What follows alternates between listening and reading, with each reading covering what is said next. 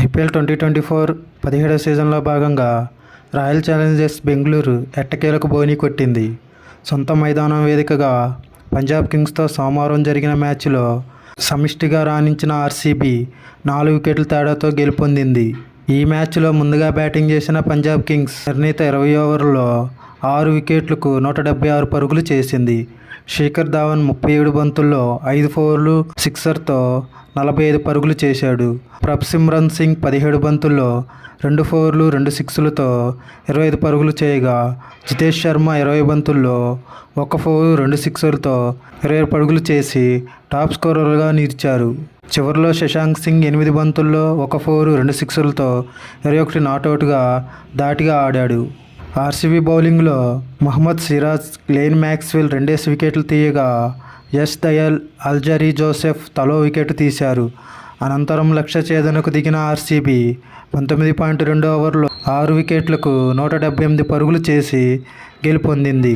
విరాట్ కోహ్లీ 49 బంతుల్లో 11 ఫోర్లు, 2 సిక్స్లతో 77 పరుగులు విధ్వంసకర హాఫ్ సెంచరీతో రాణించగా, దినేష్ కార్తిక్ 10 బంతుల్లో 3 ఫోర్లు, 2 సిక్సర్లతో 28 నాటౌట్. మహిపాల్ లోమ్రోర్ 8 బంతుల్లో 2 ఫోర్లు, సిక్సర్తో 17 నాటౌట్ సంచలన ప్రదర్శన కనబర్చారు. 175 పరుగుల లక్ష్యంతో బరిలో దిగిన ఆర్సీబీ ఆశించిన శుభారంభం దక్కలేదు. కెప్టెన్ ఫ్యాఫ్ డు ప్లెసిస్ 3 రబాడా బౌలింగ్లో క్యాచ్ అవుట్గా వెనుదిరిగాడు. తొలి ఓవర్లోనే కోహ్లీ ఇచ్చిన సునాయాస క్యాచ్ను ఫ్లిప్లో బెయిన్ స్టోవ్ నేలపాలు చేశాడు. ఈ అవకాశంతో చెలరేగిన కోహ్లీ వేగంగా పరుగులు చేశాడు. ఫ్యాఫ్ du Plessis, Cameron green out అయిన కోహ్లీ దూకుడుతో ఆర్సీబీ పవర్ ప్లేలో 2 వికెట్లకు 50 పరుగులు చేసింది. అనంతరం అదే జోరు కనబరిచిన కోహ్లీ 31 బంతుల హాఫ్ సెంచరీ పూర్తి చేసుకున్నాడు. లక్ష్యం దిశగా సాగుతున్న RCB Harpreet Brar double stroke ఇచ్చాడు. వరుస ఓవర్లో రజాత్ పతిదార్ 18, గ్లెన్ మ్యాక్స్వెల్ 3లను పెవిలియన్ చేర్చాడు. క్రీజులోకి వచ్చిన అనూజ్ రావత్తో కోహ్లీ ధాటిగా ఆడాడు.